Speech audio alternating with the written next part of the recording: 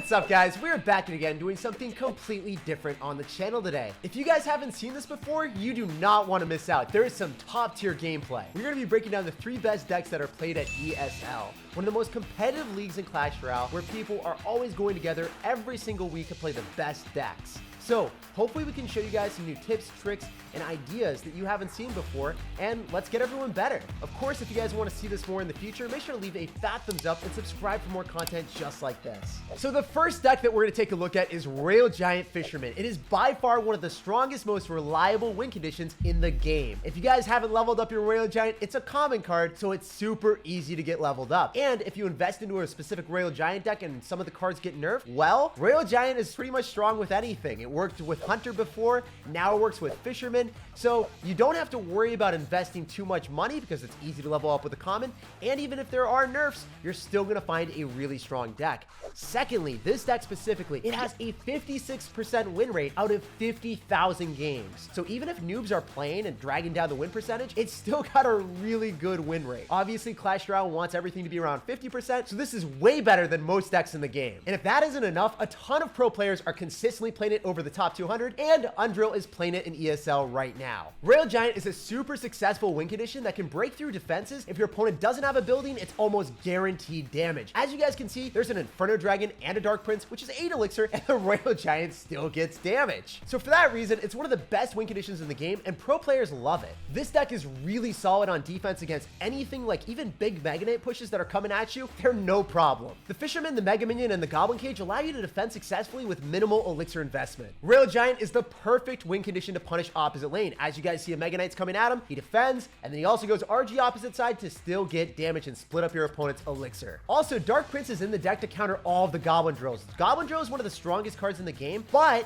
a lot of those decks don't even have logs, so they can't push back the Royal Giant, so you just keep getting damage with it. And on top of that, with the Dark Prince counter pushing, you're gonna clobber the Goblin Drill and get a lot of value on offense too. And of course, when your opponent has Fireball, they can't really Fireball the Dark Prince. By far, my favorite part of this deck is the defense though. Watch this against the Mega Knight push. He's able to defend everything successfully with a Fisherman and save his Dark Prince for the Goblin Drill. Because of this, the Goblin Drill just gets incinerated. He's able to go for a Royal Giant and eventually steal the game. But also on top of that, the Mother Witch is consistently turning all of the opponent's units into pigs, which then makes the opponent instantly regret ever going on offense. Yet again, guys, I just want to highlight how reliable Royal Giant is to get damage. Because of that, you see a lot of pro players playing it, and you should too, because if you want to get better at the game, all you need to do is focus on your defense. You're going to get the damage with the Royal Giant, so if you defend properly, you're going to out-damage your opponent and eventually win the game. Undrill's Royal Giant deck is perfect for people that want to get their defenses and mechanics better while getting a lot of good matchups in the process.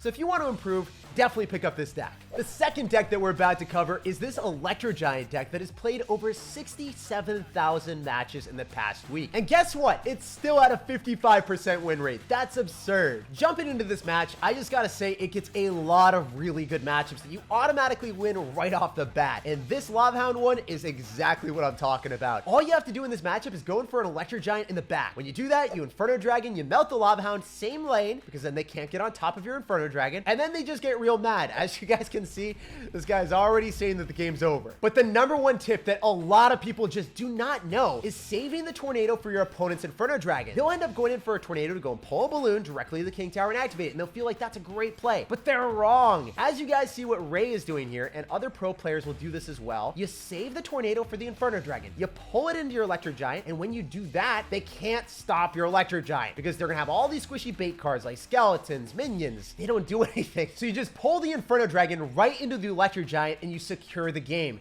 You're gonna take a tower and they can't damage it down because they have all these squishy bait cards. Minions and Skeleton Army will not do anything against an Electro Giant. As you guys see, Ray and other pro players will be doing this 10 out of 10 times. And then you can rely on your buildings, your Inferno Dragon, or even your Lightning to squash the balloon. Sometimes you just need to take damage to get damage though. As you guys see, Ray lets the balloon connect and he knows he can just cycle another Electro Giant to finish off the game. I would say Electro Giant is one of the best, if not the best win condition if your opponent does not have the correct cards, because they're just gonna be looking at and they're gonna be like, well, that's gonna take my tower. I guess the game's over. And it's definitely one of the most frustrating win conditions to play against too. It stuns your opponent's tower, it stuns the units, and it makes your opponent just sitting there stunned, not being able to do anything to finish it off.